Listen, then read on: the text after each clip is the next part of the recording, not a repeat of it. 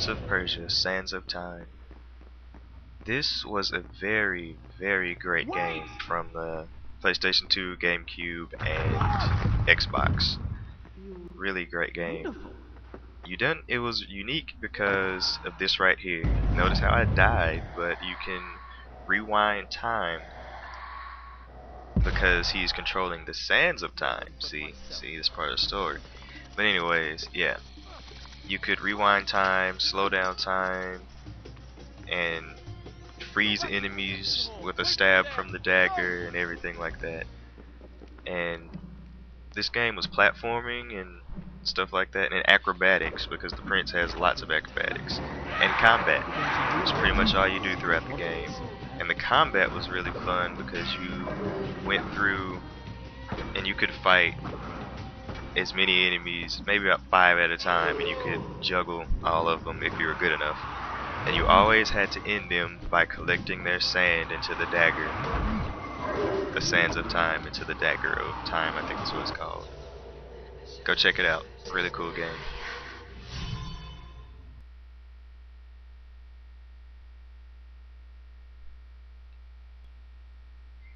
Super Mario Galaxy.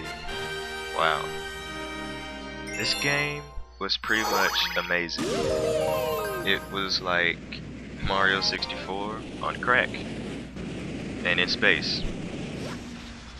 I mean, Mario flies around, there's all kind of crazy stuff where he's walking upside down, and gravity plays into the puzzles and whatnot. It's just really, really great. And another thing I really love about this game is the fact that all of the music is orchestra. It's just great. It's not computer generated anything. It's a live, well, not live orchestra, but it was recorded by orchestra, all of the music, and it's really good. And then there are no more pits, but there are black holes. Too bad. And yeah, see what I mean? With you're just on this small little planet going all over there, all around, upside down and everything. You would think that, well, for in the beginning it is kind of crazy, and it takes some getting used to. But it works really well. The camera's never a problem, and the gameplay is freaking fun. And the graphics are really good too for a Wii game. Actually, they're just good, period.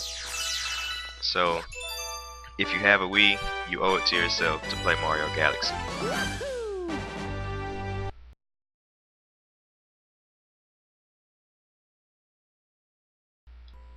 Disgaea, Hour of Darkness. You might not have heard about this one. This one's a pretty niche game. Kind of it's a strategy RPG.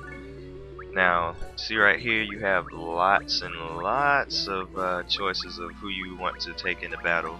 Those are different classes that you can create. But that is the main character right there.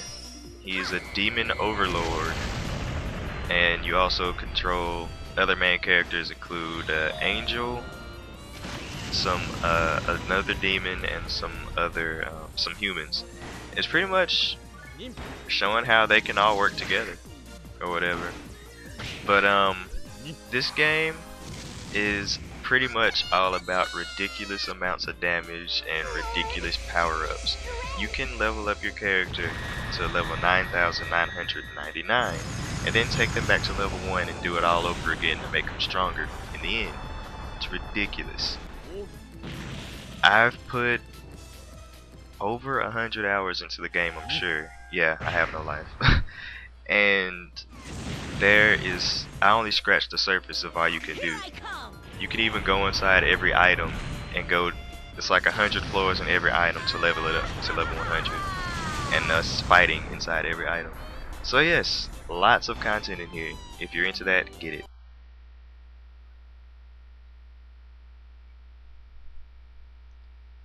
Kingdom Hearts 2.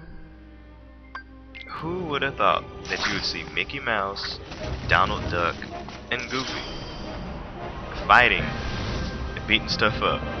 This game is pretty much amazing. It has epic fights, good story, and it's just overall a fun game. people might write it off seeing the Disney characters and stuff in it, but when you see the actual fighting, the action RPG style is really executed well in here. And honestly, what I call this is like a Devil May Cry for a starter Devil May Cry, because that's how the fighting is pretty much. Something like Devil May Cry, but simplified. And I mean, you get to go through all the Disney worlds. Notice the Nightmare Before Christmas right here. And you can go through the worlds and fight with the different Disney characters and some Final Fantasy characters and stuff like that. It's just really good. In this one, they really overhauled the battle system, where you have different super moves and tag moves and everything like that. So it's just really a big improvement from the first. So I'm looking forward to see where they're going to take this next. Kingdom Hearts 2, go check it out.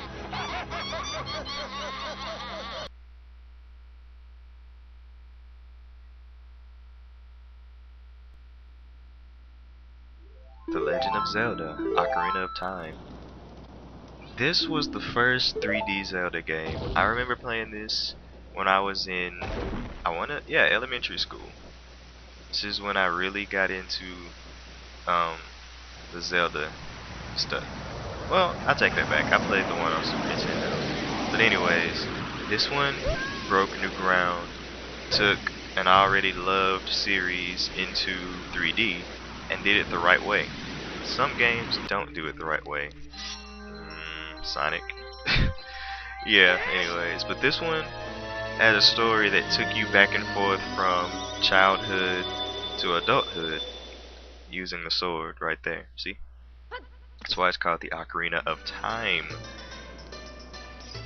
And it also introduced a new battle style right here, the Z targeting, and a lot of different games in the future use that kind of stuff for battling. It was pretty much, that is what every game does now, or at the time did, for targeting in 3D. It was the best thing. So, The Legend of Zelda Ocarina of Time. If you can find it on a collection disc, which this is where it's played from, or the original on 64, go give it a try. It's really good. The other one on 64 is good too, Majora's Mask. Really great games. Go check them out.